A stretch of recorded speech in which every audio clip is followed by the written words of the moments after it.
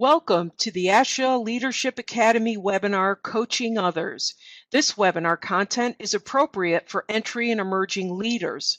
I am Andrea Falzerano, Director of Association Governance Operations at the ASHA National Office. We plan today's webinar to help members prepare for roles as mentors and/or supervisors and understand the differences in these roles. Each of you should have a copy of the handout, which includes speaker information and slides.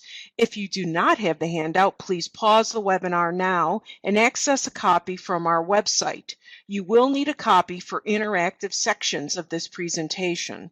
At this time, I would like to welcome our presenters, Kevin Norse and Alice Wagen. Dr. Kevin Norse is an executive coach, organization development consultant, and facilitator with nearly 20 years of progressive experience in both for-profit and nonprofit organizations. He is a professional certified coach through the International Coach Federation and has extensive experience coaching leaders in the areas of emotional intelligence, career planning and transition, influence, risk-taking, and strategic thinking. Dr. Alice Wagen is a business consultant who teaches management skills to business leaders. Alice has conducted hundreds of workshops and training classes at many of the country's top Fortune 500 companies, nonprofit organizations, and government agencies in the Washington, D.C. area. In just the last 5 years, more than 132 leaders from 26 regional organizations have graduated from her unique leadership development workshop series. Now let's begin. Over to you, Kevin. Thank you, Andrea, and we welcome everyone to the Leadership Academy webinar on coaching others. We're happy to have everybody participate in the webinar, where we'll be taking some time to explore coaching and provide you some tools and some strategies you can use quickly after watching the webinar. I would like to review our disclosure statements before we get started. I am Kevin Norse, Principal of Norse Leadership Strategies, and I'm an independent contractor. I am being financially compensated by ASHA for the Leadership Academy webinars, and I do not have any non-financial interests with ASHA. My colleague, Alice Wagen, is a subcontractor to Norse Leadership Strategies. She's also an independent contractor, financially compensated by ASHA for the Leadership Academy webinars, and without any non-financial interests with ASHA. We're going to get into the webinar outline or agenda in just a moment, but I want to point out two audiences for our session today. We've got those who are in the classroom joining us, and then those of you who are listening on the recording. Throughout the webinar, we're going to stop and pause with some reflective questions. And for those listening to the webinar, we would invite you to hit the pause button and then take some notes or reflect in your journal or on your handout, and then join us when you finish with some reflection. So with that, I'll toss to my colleague, Alice. Thank you, Kevin. And I likewise want to welcome everyone to today's webinar. Today, what we're going to do is talk about the fundamentals of coaching others to improve performance. Coaching is a very, very valuable tool to help others improve and develop their skills in the workplace. How are we going to accomplish this? We're going to start by defining some key concepts and terms that we'll be using in our time together today. Then we've got 3 different content areas we are going to approach.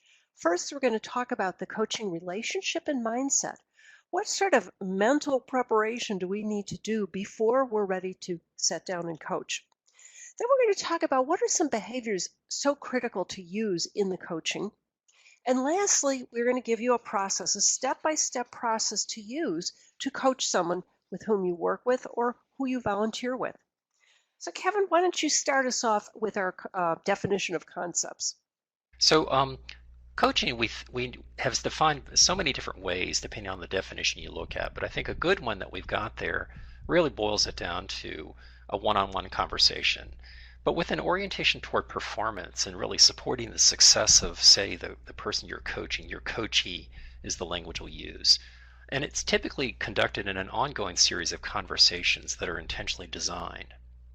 And that's really key. We're not talking about just a random conversation or something that necessarily people feel good about. It's really thinking in terms of both performance and engagement, and it's thought-provoking. So we're trying to engage people in terms of helping them think through their issues, things that will inspire them to take action.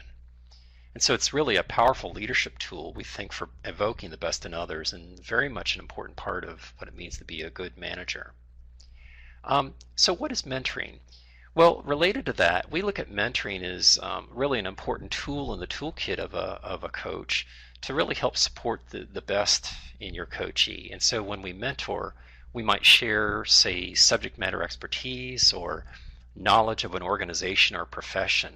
For example, how to navigate the political structure in an organization would be an important part of what constitutes mentoring.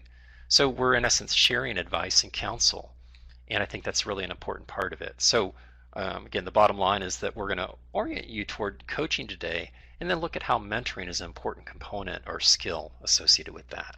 Alice, anything you want to underscore? No, I think that's great. We're going to definition of coaching throughout our time together today. You know, the issue that it's intentionally designed. It's not just, I'm going to grab you in the hallway and tell you something, but it's a well thought out, well-defined process. So why is this so important for folks listening to this webinar? I think if you look at some of the items we have here, your opportunities to coach, to successfully coach in the workplace, could involve clinical fellowship mentor, a speech language pathology assistant, supervisor, etc. Could be a fellow team member or peer. Could be a fellow volunteer, a new worker, an intern, or even a boss. There is the concept of upward coaching. Basically, what it comes down to is any leader, no matter where they are in an organization or a volunteer setting, really has the opportunity to help and guide another person. And that's really what coaching is all about. If we look at the last bullet on this page, I think it really sums up the importance and the value in coaching. When I spend some time helping you out, sitting down with you, providing you with feedback, providing you with guidance and information, I'm cementing our relationship. I'm telling you, you value to me, and I want you to succeed. That's really, I think, what's underneath trying to coach others. All right, let's take a look at some of the recent research studies around coaching. The first article listed here, The Development of Coaching Knowledge, is a very fascinating article that our author Coate put out in 2006, and basically said, how do coaches learn and foster a learning environment in those around them? Really very key to what we're talking about today. The second article here, Executive and Organizational Coaching, a review of the literature. Maltbia and others went and did a very extensive review of everything that we know about coaching out there, and really came back with a synthesis that said that there's 6 enabling coaching core competencies. And a lot of what they reflect, we've got in our webinar today. So Kevin, I think you're going to take us into our first reflection. Yeah, that's right. So, very basic question. We'd like to elicit and have participants in the chat share your thoughts. What strategies do skilled coaches use? So think about when you've been the subject of really good coaching and reflect on what did the coach do or say. For those listening to the webinar on the recording, we invite you to hit the pause button, capture some notes, and then rejoin us when you're ready. So Alice, what's your experience been in terms of leaders you know that are really skilled at coaching and what they do? Well, this is going to sound really simple, but I think the bottom line is they take the time to do it. Other leaders that I coach that don't do well with coaching, what I hear is, I'm just too busy. I'm just so busy. And I'm like, what could be more important? What could be more important than to do this? So, I think skilled coaches take the time, they assess themselves, and most importantly, they ask for feedback and use that to get better and better at what they're doing. Yeah, that's a great perspective.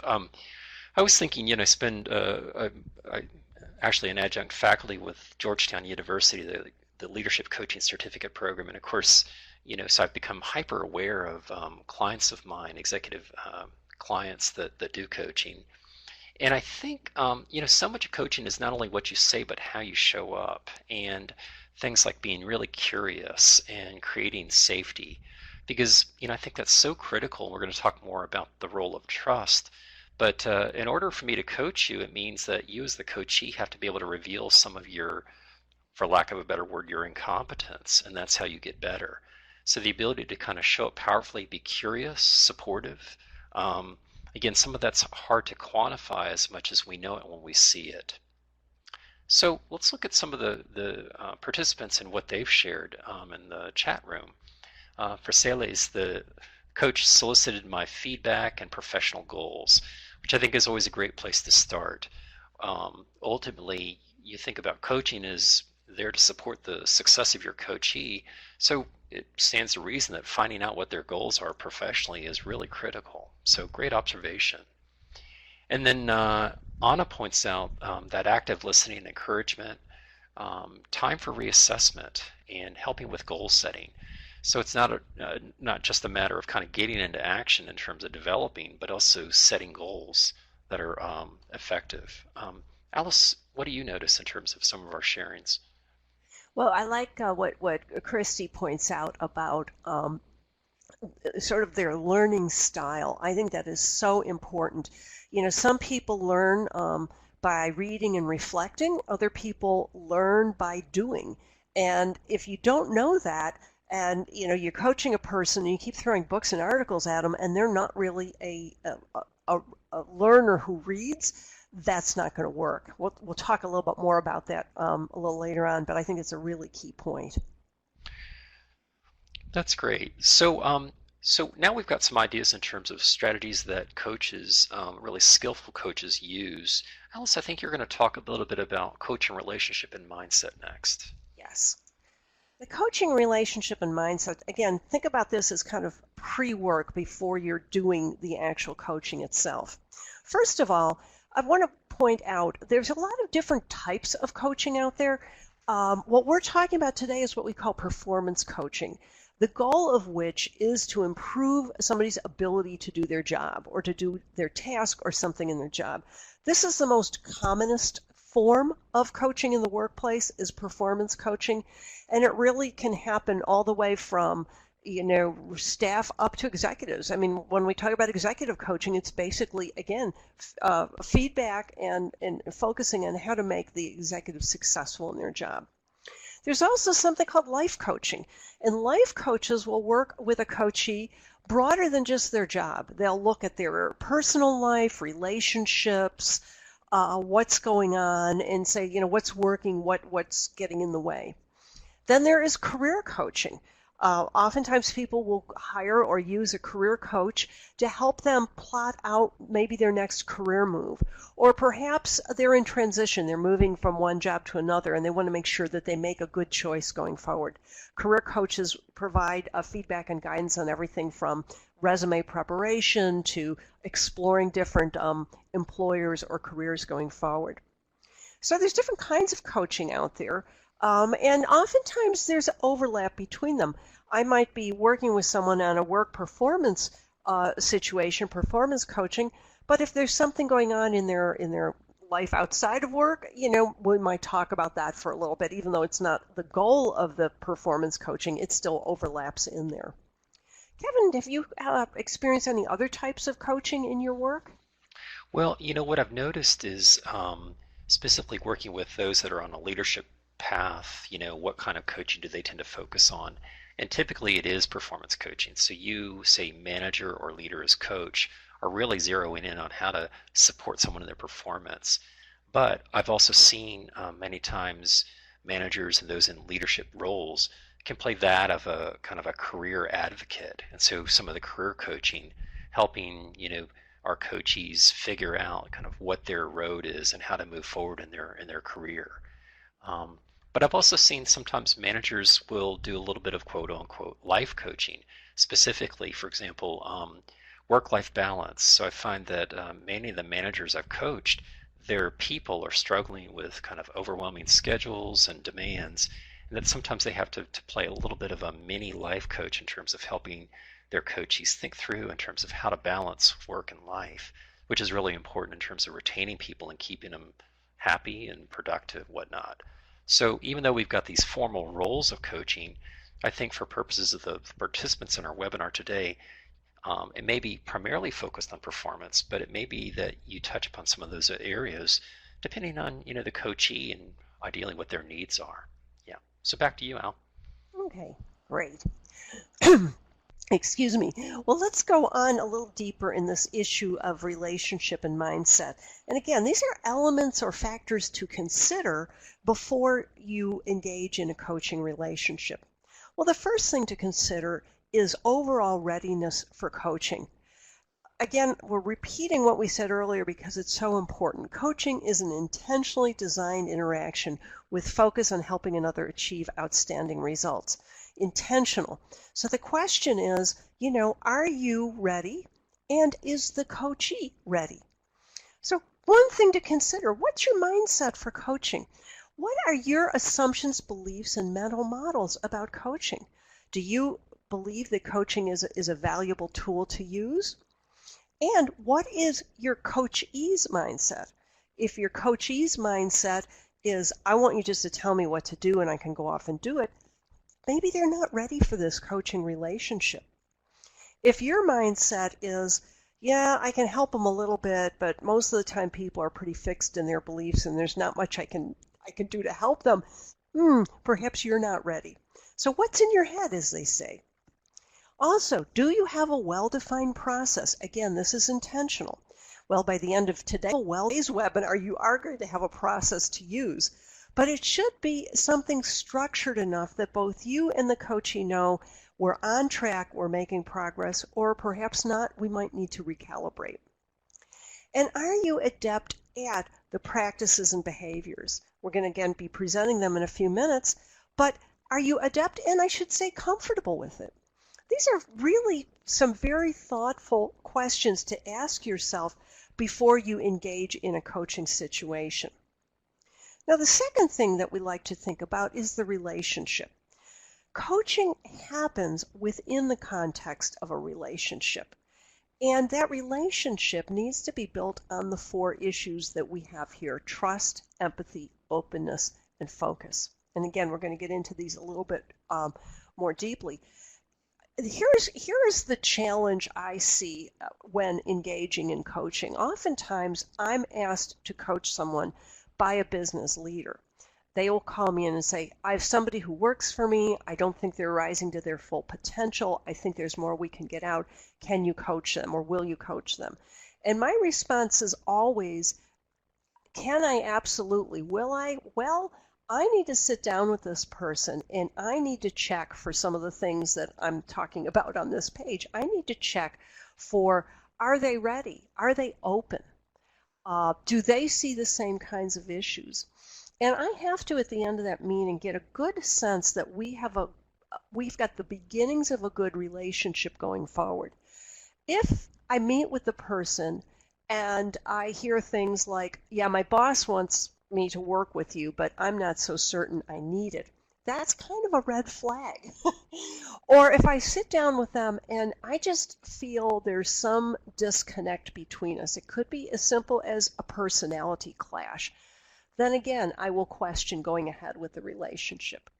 But if I ask, and I've got a whole series of questions I ask, and I'm watching and listening to hear the kinds of responses I get, if I see that we're starting to form a relationship, I'll go ahead. Now, let me just point out here something that feedback I've gotten from other speech and hearing professionals in our LDP program. Oftentimes they're told, I'm assigned someone. My boss will come and say, look, there's a new intern next week. You need to coach them. And it's an assignment. It's not something that they have much choice in the matter. That's okay, but know going into it, you've got to build this relationship. You've got to have some element of buy-in from them, some element of their willingness to be coached, some element of trust. If that's not there, then the relationship is probably going to be challenged and you might not even get too far off the ground with this. All right, let's talk about our last element here. Again, the mindset. What needs to be in your mind is really a sense of empathy and compassion. You also need to understand that a good coach isn't going in and just telling somebody what to do. They're tapping that person's existing wisdom and experience. Through a set of questions and the like, they're getting the coachee to really acknowledge what they already know and already are doing for success, and therefore reinforcing it and setting it in place. Part of that is setting clear goals, and those goals are set by the person themselves. That's another issue that I find when I am contacted by a boss or a supervisor that says, I want you to coach this person on time management or on their communication. Okay, that's an externally set goal. It may not be the same for the coachee. I've got to make sure there's some alignment in there. Again, your job is to eventually put yourself out of a job. Your job is to promote their learning to the point where they eventually don't need you, all through a matter of building trust. Kevin, anything you want to add on the relationship and mindset? Yeah, this is such an interesting area. I'm a member of the International Coach Federation, and in my work developing coaches, there's actually a competency that we've identified called building trust and intimacy with your client. And so, I think about that. How do I build trust with my client? Well, for example, maybe I talk a little bit about confidentiality and what that's going to mean in our relationship. Or with someone I'm new with, many times I have to demonstrate, what gives me the right to coach. In other words, speak to my experiences, my certifications, my background. In other words, don't assume that they know that, but, the results, how do I work with people? Also, too, I think, looking out for people's interests and really championing, I think, your coachee, being a strong advocate for them also goes hand in hand with building trust. So really huge. I find that with new coaches especially, I can't emphasize enough, which is to really pay attention to, is the relationship ready for coaching? And if it's not, how can you build that? Yeah. So those are a couple thoughts I have. I like that point. If it's not ready, how can you build it? Because again, in our audience's experience, they may not have the opportunity to say, no, we're not going to do this. So it's how do you build it? Which keys into, nicely enough, our next reflection question. Let me set the stage, and then I'll let our participants go their way and do this reflection. How can you enhance a relationship with a coachee so that the coaching is effective? So in the case we're talking about here, there isn't really much of a relationship there. How can you enhance it quickly so that the coaching is effective? Those of you listening to this, please hit pause and do some thoughts on this. And those who are with us today in the classroom, if you could put some ideas in the chat box that we can share with others. Kevin, what are some things you've seen that are great ways to build that relationship quickly? A few things. One is it's often just like relationship 101. I remember, for example, big events in my coachees' lives. I send them a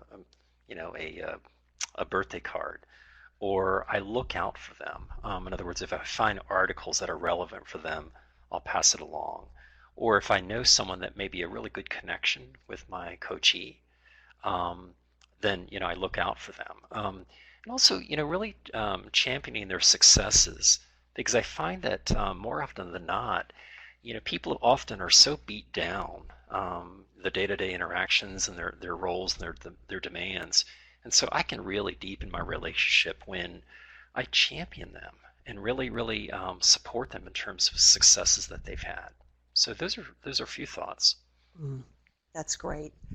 I like what Martine puts in her response. They're sharing their own experience.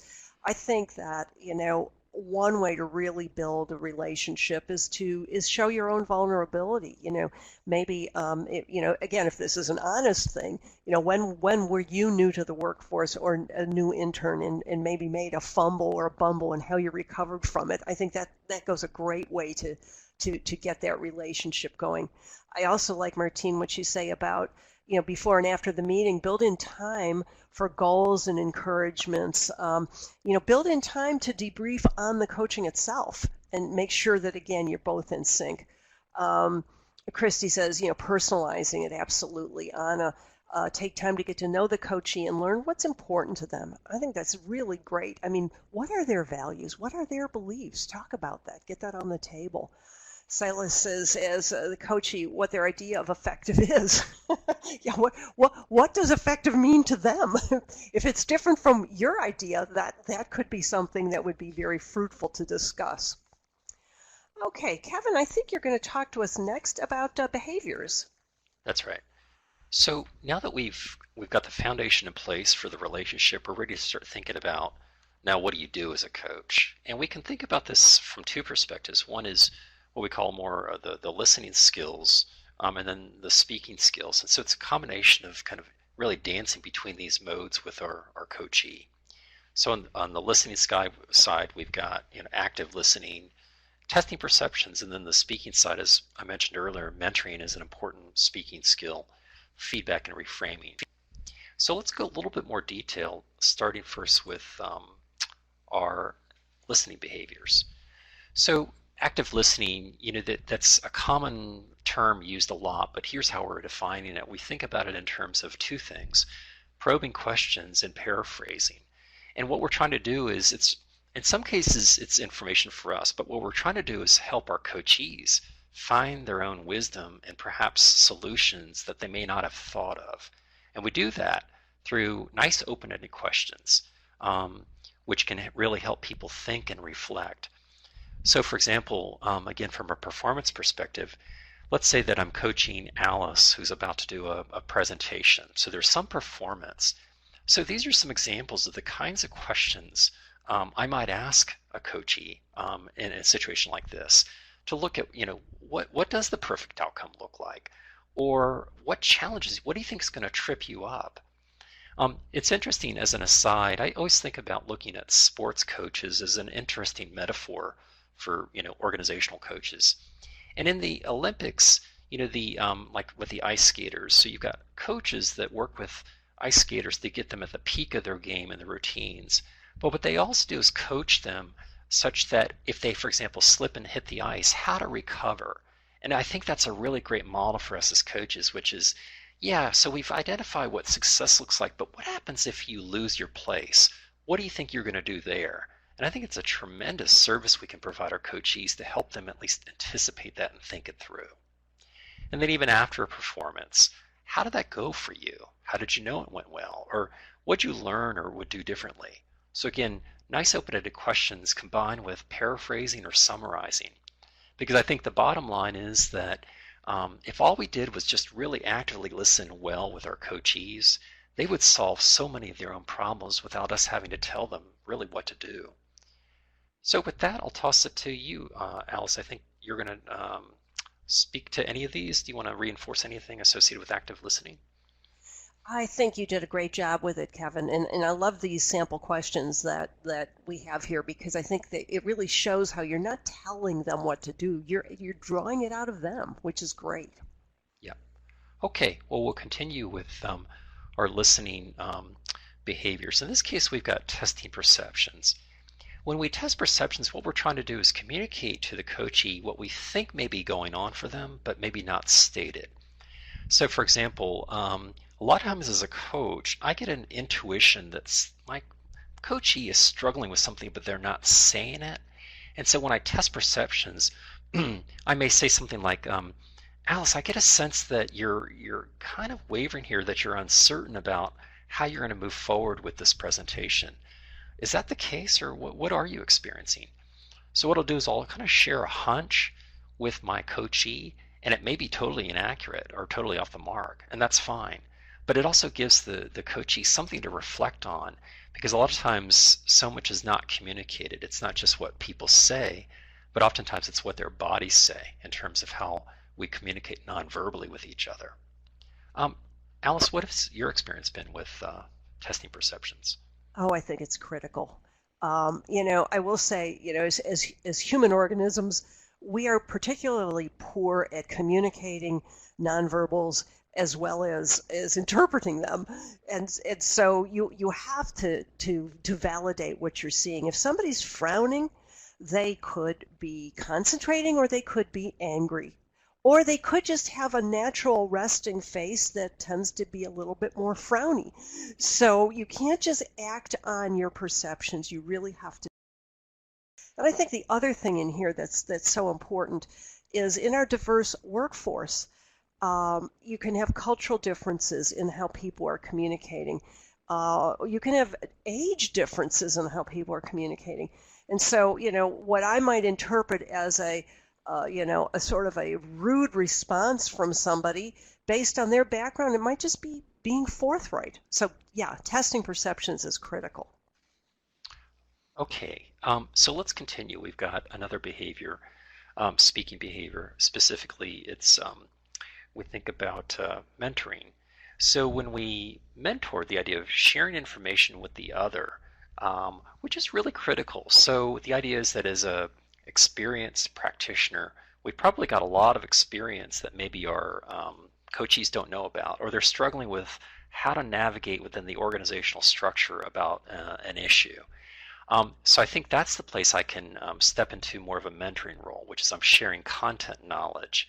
So for example, in Georgetown with my coaching students, many of them want to start their own coaching practices. So that's a place where I can ask them, in essence, Alice, I've got experience in terms of marketing my business as a coach. Would that be helpful? So I definitely don't assume that they want to hear it, but I do ask permission would this be relevant? And then allow them to explore it and what it means for them. So I think it's really a useful place where we can share, in essence, almost like the unwritten rules of the road about how to get things done. And that can be, I think, a really tremendous perspective, along with potential landmines that we can help a coachee avoid by giving them a sense of heads up. Anything before we move on, Alice, you want to reinforce? No, I think that's great, Kevin. Okay, so I think you're going to continue on.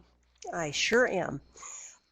Now, to continue the speaking behaviors, feedback, probably the core element of all coaching.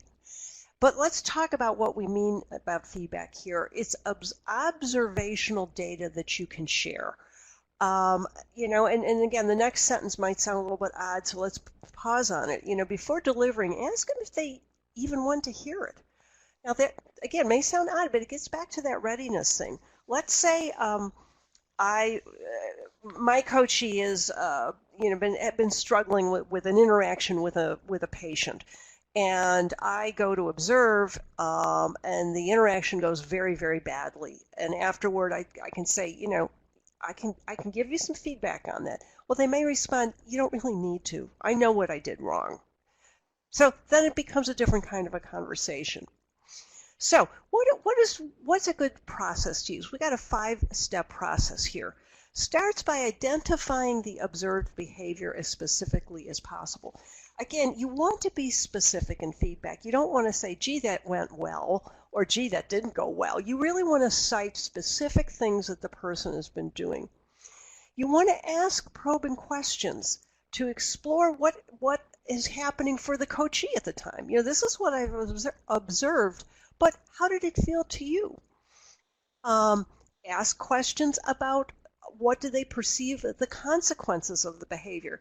And, I want to pause a moment here, as we seem to think of coaching as always focusing on what people are doing wrong.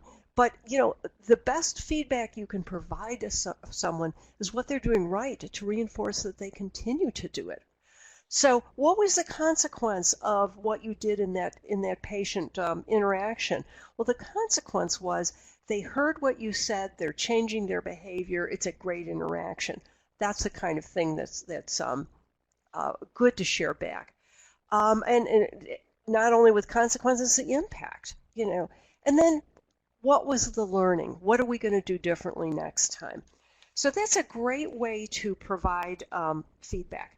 Now, sometimes I will say, I'll pause on here just one more second, that you can't observe it.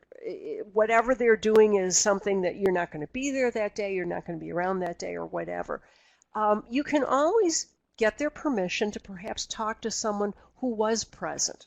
Again, as Kevin said about confidentiality and building the relationship, you would not want to go behind their back and say, hey, what did you see him do? But definitely ask their permission. Was there somebody in the room that might be able to provide us with some good observations that we can use in this coaching situation? And lastly, our last speaking behavior, reframing. This is one that I think is extremely useful when you find yourself with the coachee kind of getting stuck.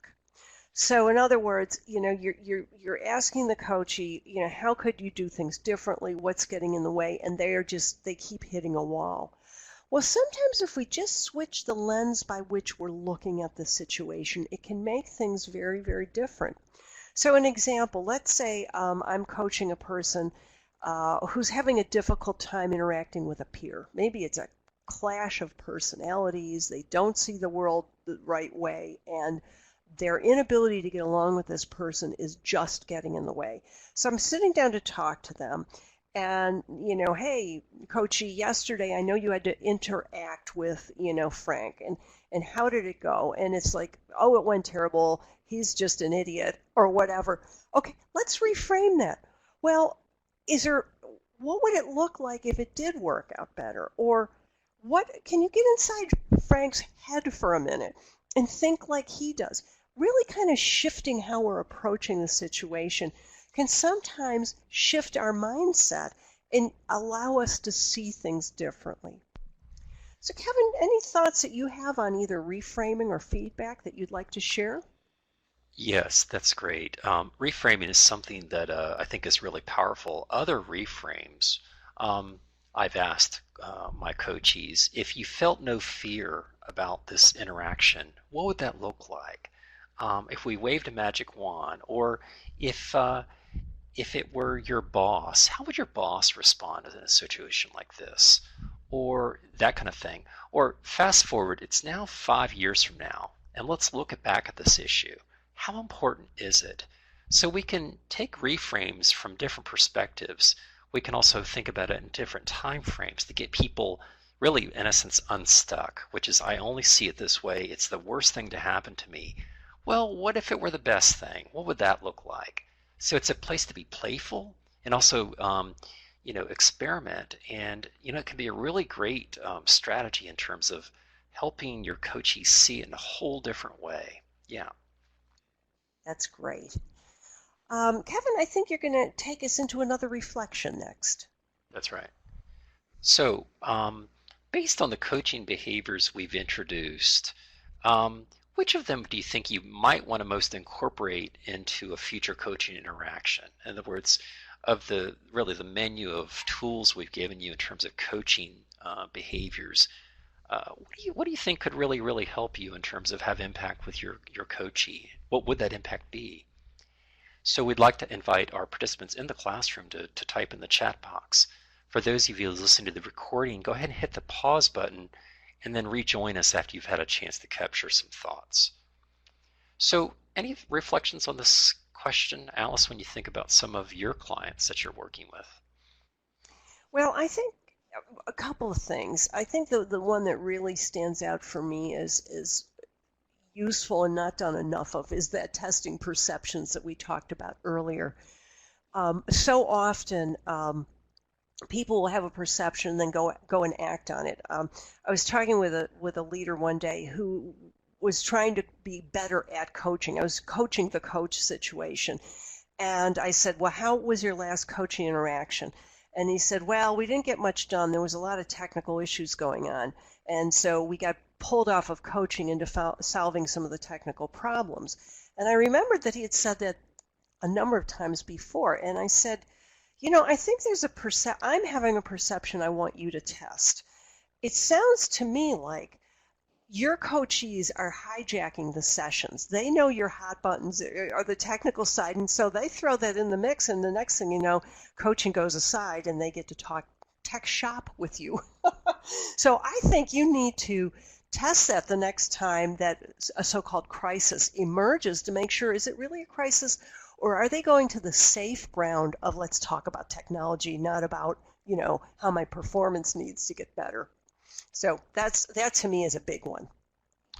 Yeah, that's a great example. I was thinking in terms of developing managers as coaches, that it's that feedback behavior that is often the most challenging.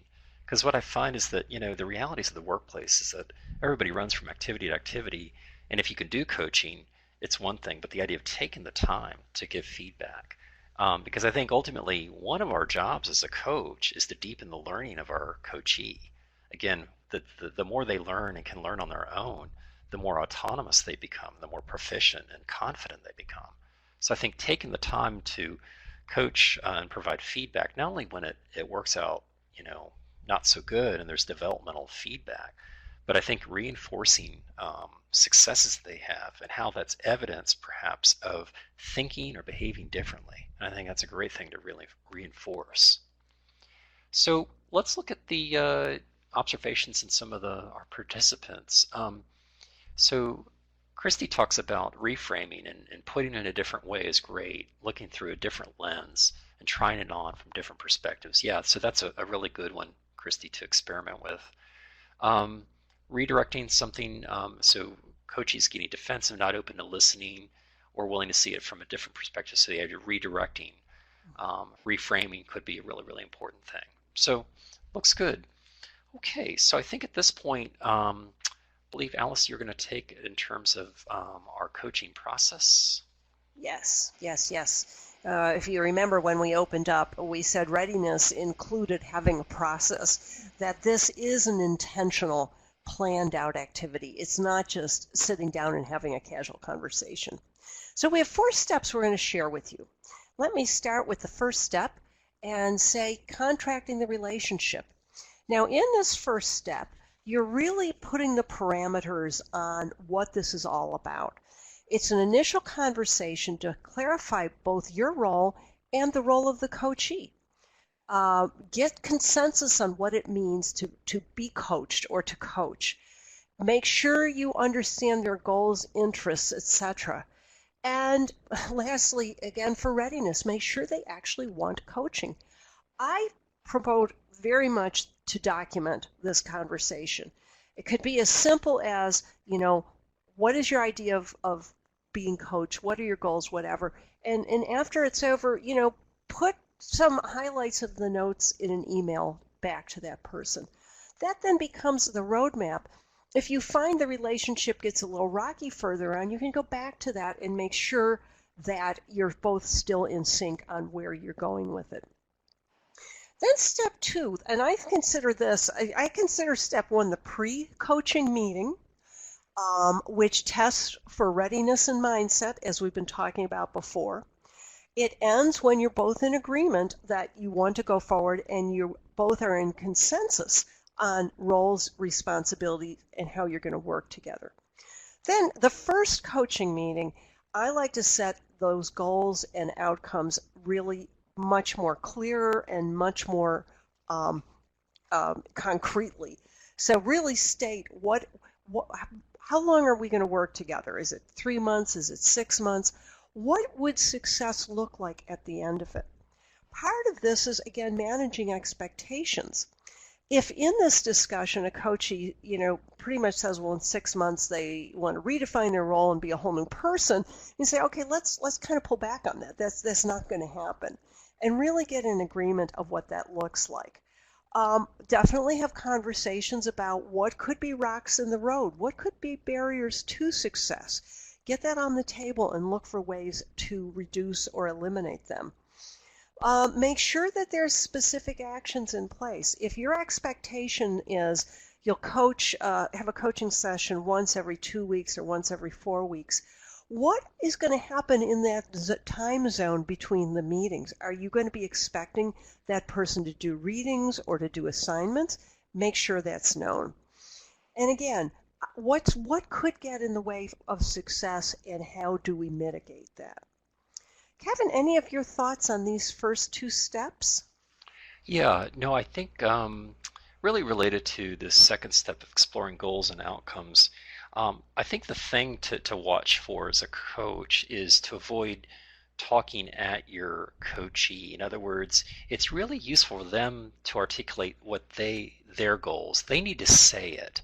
And even to some extent, in contracting the relationship to document the agreement, many times I'll have the coachee write it up and send it to me as their coach. Because anytime they take action and make those public commitments, they're going to be more apt to do it. And so to me, that's really key. Is the trick here is to not do the work of the coachee because they need to show up and they need to manage and own the relationship. And many times, if you think about it, you're coaching someone and you're more experienced in the field, they're automatically going to defer to you and become very passive, or there's that challenge. So I think anytime I can create a space for my coachee to step it up, all the better. Yeah. Well, and I think that documenting is so critical too, because it again, it's kind of a test of their readiness and their commitment. So if I agree, and I've had this happen, executives say, "Oh, I really want, to be coached. There's so many issues I want to deal with. We'll meet, once a month, and we'll meet for 2 hours, and I will commit to this or that." And then by the third meeting, the day before, I get an email, "Oh, some crisis has come up. We got to reschedule." That's a red flag. Now, crises do come up, and I'm willing to that. But if then the next meeting, maybe they're a little bit late and they haven't done their homework, I've got a document to go back to, because what I'm and going to test my perceptions is I'm perceiving that they're disengaging. And if that's the case, I've got to call them on it and make sure they're still committed. Yeah, Kevin, I think you're going to give us step 3 and 4 here. That's right. So third step, we've formulated goals. We know what we're working toward. The coachee does. Now we're in a place, hopefully, to gather feedback data. And again, I think what's really important is to go into that knowing what does your coachee want you to look for. So the idea is it's kind of setting expectation up front. And I've done this with clients that I've worked with where these are CEOs. We talked about it in advance, and for example, they wanted to bring more energy and charisma to their presentations. So I'll sit in the audience and take kind of field notes and what I'm observing, but I also take notes about how the audience is responding to them. So not only is it what their behavior is, but I'm taking notes in terms of the impact of their behavior. So then I can move into the debrief. We start to think about that, and we talked about this before. It's really how can we deepen their learning, help build their confidence, and so we do this debrief quickly. So I always start off the questioning, again, these powerful questions that I would ask, which is with the coachee. So what do you think you did well? What would you do differently? And so what we're trying to do is reinforce the self-evaluation that needs to happen. Because again, we're trying to teach them that they can do this self-evaluation themselves and deepen their own learning. And then many times with coachees, the feedback I give is simply confirmatory, because they start to develop a greater sense of wisdom and self-awareness in the moment. So I think that's, to me, a really important part of debriefing, which is start first with the eliciting, asking open-ended questions, and doing that active listening. And then you provide your perspective and build upon it. Yeah. Anything else, Alice, on our process? I just want to reinforce what you just said, Kevin, because it is so important to keep in mind that coaching is a temporary relationship, so to speak. In other words, you're not going to be there forever, and you're teaching them how to self-assess and how to self-correct. And if you don't do that, they're always going to be looking for others, if not you. I mean, if you build a dependent relationship and your time with them is up, they're just going to go out and find someone else to provide the same thing. And that's not learning. That's really not a helpful thing. So how can they self-correct? When I'm in a coaching relationship and after the first or second meeting or whenever, when they come into a session and say, boy, I really blew it yesterday, and I knew I was in the middle of blowing it when I blew it, and I immediately changed gears and did it differently. I'm like, okay, they got it. My time here is almost up. Anyway, yeah, really, really important. Okay, so I think you're going to take it into a reflection question. I most certainly am. All right, our reflection question at this point. We wanted you to do some self-analysis here. Think of a recent situation where you were coaching someone. This could be professionally, this could be personally, volunteer. To what extent did your interaction demonstrate the steps and behaviors that we've already talked about in this session today? What would you do differently next time? How could it be improved? So again, those of you listening to the recording, hit pause. Take some time, really think about this. What would you do differently next time? And those who are with us today in the classroom, what would be your learning that you would do differently next time to improve? Kevin, what have you had a recent learning experience in coaching you'd like to share? You know, it's interesting. I've been coaching for probably 17 years. So, you would think it would be so ingrained. And yet I had a coaching client who, 5 minutes before my sessions canceled. And so it really reinforced for me the idea of that kind of agreement, going back and revisiting that and how important that is to not only talk about the coachee's goals and, the roadmap for the relationship, but also the ground rules of how we're going to work together. And it could be, certainly everything in terms of cancellations, which is usually for me, it's 24-hour notice, sending me an email, and try to avoid that. Now, life and death emergencies do happen. That's not a problem. But I think talking about it up front is really critical. Or, how we're going to communicate. Or, all of those, again, ground rules for a relationship can go a long way toward, eliminating kind of the frustrating parts really on both sides. Yeah, how about for you? Any reflections on this? Yeah, I think I likewise agree. Really spending more time up front, establishing the relationship, the expectations, and the ground rules is important. But also then to be open to the fact, and this has happened to me before, where what we set as a ground rule ended up being not really realistic, considering the pressures that this individual was on. And so, be open to recalibrating, to say, maybe we just need to stop and pick up with this, a couple months from now, that we were being overly ambitious. You're in a time crunch now, and it might be better to come back to it at a different time. It's that interesting issue of readiness. Sometimes I get like this mentality, like, no, I agreed we're going to do it. And I keep wanting to plow ahead when to say, no, it's time to just stop this is a good thing to do. Let's see what our crew today has shared with us. Celis says to do more active listening. Yeah, absolutely, especially if you start to get some of those where did that come from moments. It means you might be missing some data coming into the conversation. Christy says, explore the goals completed. However, there's a lot of room for improvement with feedback and debriefing. Yeah, I find it's real easy to do the feedback, but don't leave enough time for the debrief. I think that's really critical. Anna says, let the coachee lead more of the coaching session. Yeah, let them determine goals. Yeah, absolutely. Try to remember that they should be driving this. Anna then adds, ask the coachee for feedback on how progress is going through their eyes. Yeah.